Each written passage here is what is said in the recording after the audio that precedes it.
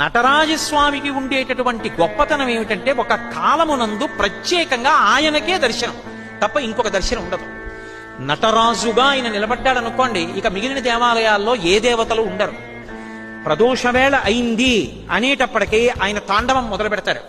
జటాటవీగల జల ప్రవాహ పావిత స్థలే గళేవలం జలంబితం భుజంగతుంగమాలికాం ఢమఢమఢమఢమన్ నినాదమడ్డవర్వయం చకార చండ తాండవం తనోతు శివ శివం జటాకటాహ సంభ్రమ భ్రమన్ నిలింప నిర్ఝరీ విలోల వీచి వల్లరీ విరాజమానమూర్ధని ధగద్ధగద్ధగద్ధగజ్జల జలల్లలాట పట్టపావటే కిశోర చంద్రశేఖరీ రతి ప్రతిక్షణం మమ అగర్వ సర్వమంగళాకళా కదంబ మంజరీరస ప్రవాహ మాధురీ విజృంభణా మధువ్రతం స్మరాంతకం పురాంతకం భవాంతకం మఖాంతకం గజాంధకాంతకాంతకం తమంతకంతకం భజే అని ఆయన తాండవం చేస్తుంటే సమస్త దేవతలు వెళ్లి వాద్య పరికరములను మోగిస్తుంటారు. అందుకే దేవతలు ఎవ్వరు ఉండరు. ప్రదోష వేళలో ఒక్క పరమశివుని యొక్క సభకి చేరిపోతారు. పరమశివుని యొక్క సభ